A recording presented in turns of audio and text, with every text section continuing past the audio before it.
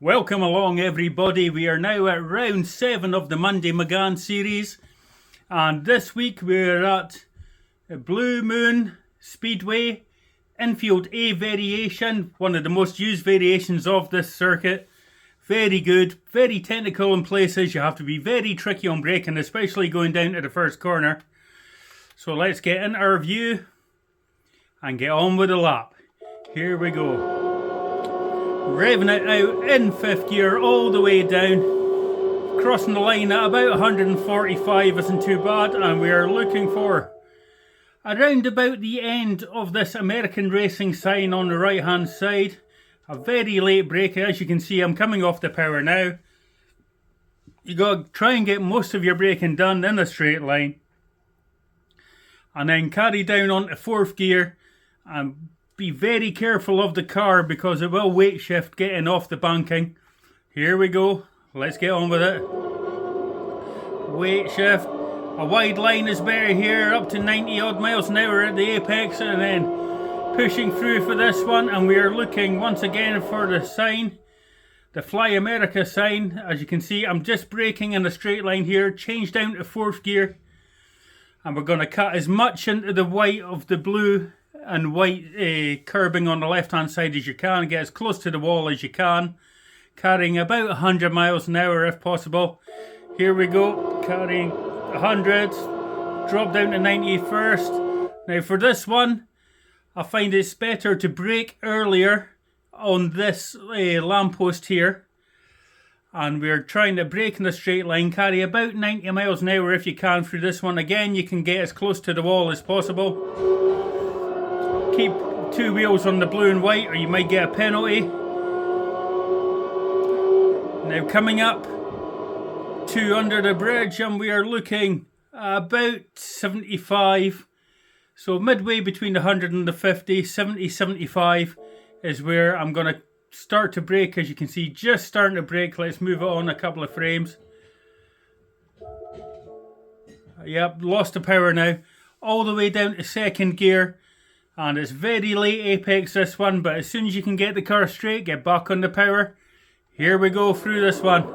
Down to 2nd. Try to touch the curb, get on the power when you get the car straight as you can. And for here, it's a very tricky double left-hander. As you can see, I'm now braking just at the end of the curb, and you're going to miss the first apex and you want to swing back for the 2nd apex in 2nd gear. So down to 2nd, cut onto the 2nd apex, get on the power as soon as you can, up to 4th gear, and for this one you're going to maybe no brakes needed here, so I am just lifting off. I might brake a tiny bit just to get the car down to about 90 miles an hour, again as close to the wall as you can. Here we go, yep. Coming out in 90 odd miles an hour, you don't want to touch the wall, it will scrub your speed all the way down the straight here. Change up to 5th when you hit the yellow part of the inside curb there. And run to the line. A 1:12.5, which should be achievable in the race. So what we'll do is we'll now go back out of car and do it all again for you. Just see how close we get to some of these walls. So, as I said, rev it out in 5th gear.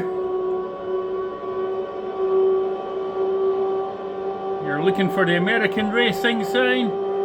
At the end of that, down to 4th, get the car stable, then turn in and get on the power.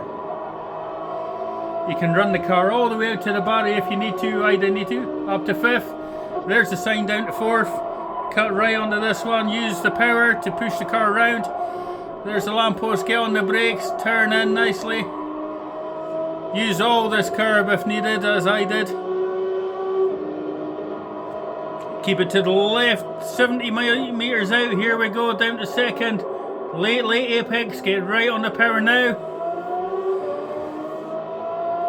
There's the end of the curb, down to 2nd, just get the car turned in for the 2nd apex, don't worry about the first one. And as you see, we're going to coast through this bit here.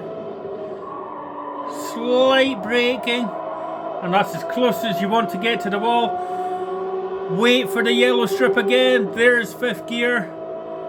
get right up to the wall, and that's your laps of Blue Moon Infield A. Of course, as ever, we are brought to you by Vroom Vroom Gaming, LWR Design, who's designed our leagues and the liveries for most of these cars, D.90 and the DDR family that are a big part of our racing team, and myself, WPR Hotlap, who's done all the lap guides for this series.